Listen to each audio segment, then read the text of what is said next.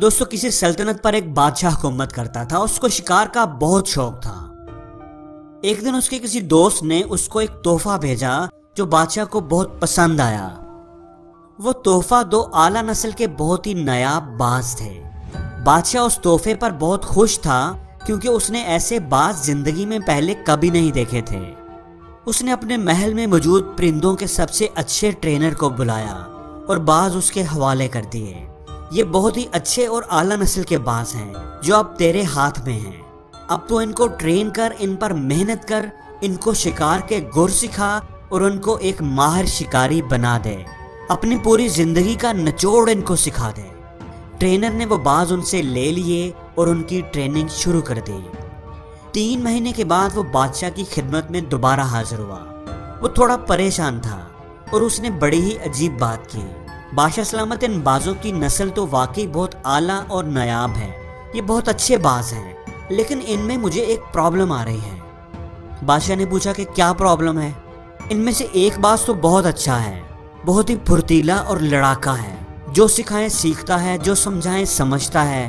اس کی میں نے زبردست ٹریننگ کی ہے، اس پہ بہت محنت کی ہے اور وہ ایک ماہر شکاری بن چکا ہے.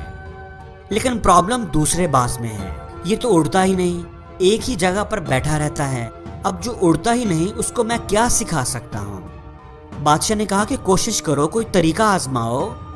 ٹرینر نے کہا کہ میں نے سب جتن کر لیے ہیں، ہر طریقہ آزما لیا ہے لیکن یہ ٹس سے بس نہیں ہوتا، کوئی فائدہ نہیں ہوا.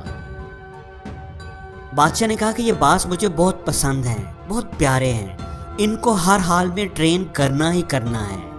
تم پوری سلطنت میں اعلان کر دو، ہر جگہ جاؤ اور کوئی ایسا آدمی ڈھونڈو جو پرندوں سے پیار کرتا ہو، ان کی بولی سمجھتا ہو. اسے تلاش کرو، لے کر آؤ. وہ آ کر اس باز سے بات کرے، اس سے پوچھے، اسے سمجھے کہ اس کو کیا مسئلہ ہے. دوسرا بھی تو تیرا ہی بھائی ہے، تیری ہی نسل کا ہے، وہ تو مست اڑتا ہے، تمہیں کیا پرابلم ہے؟ ٹرینر نے ایسے ہی کیا. اس نے پوری سلطنت گھومی، آدمی کی تلاش کی اور آخر اس نے ایک آدمی ڈھونڈ ہی لیا. وہ اسے لے کر کے آیا اور کہا کہ اس باز کو دیکھو، یہ سارا دن بیٹھا رہتا ہے، اڑتا ہی نہیں. میں نے تو پوری کوشش کر لی ہے، ہر طرح سے دیکھ لیا ہے لیکن میں اسے اڑا نہیں سکا. اب تم ہی دیکھو، اس کو سمجھو کہ اسے کیا پرابلم ہے. وہ سادہ سا دیہاتی کسان آدمی اس باز کے پاس گیا، اسے غور سے دیکھا اور پھر بولا کہ میں اسے اڑا دوں گا.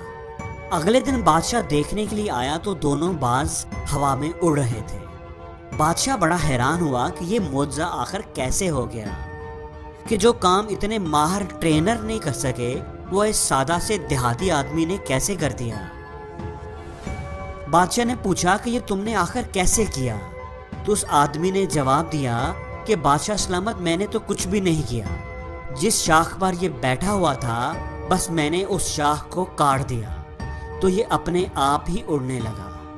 دوستو ہم میں سے اکثر لوگ اس باز کی طرح ہوتے ہیں جو کسی نہ کسی شاخ پر بیٹھے رہتے ہیں اور وہ شاخ انہیں اڑنے نہیں دیتی، انہیں روکتی ہے، ان کے پاؤں کی زنجیر بن جاتی ہے. اس شاخ کو کاٹنا پڑے گا. جو سہارے آپ کو کمزور کریں انہیں توڑ دینا چاہیے. جو چیزیں آپ کی کامیابی میں رکاوٹ ہوں انہیں چھوڑ دینا چاہیے. ہر چیز کی ایک قیمت ہوتی ہے، کامیابی کی بھی ایک قیمت ہے. وہ قیمت ادا کیے بغیر کامیابی آپ کو نہیں ملے گی. جس طرح ایک جہاز ساحل پر کھڑا ہونے کے لیے نہیں بنا ہوتا، اسے گہرے پانیوں میں اترنا ہی پڑتا ہے. ایک باز شاخ پر بیٹھنے کے لیے نہیں بنا ہوتا، وہ آسمان کا سینہ چیرنے کے لیے بنا ہوتا ہے. ہمیشہ یاد رکھنا کہ ساحل پر کھڑے ہو کر کوئی بھی غوطہ خور نہیں بنتا.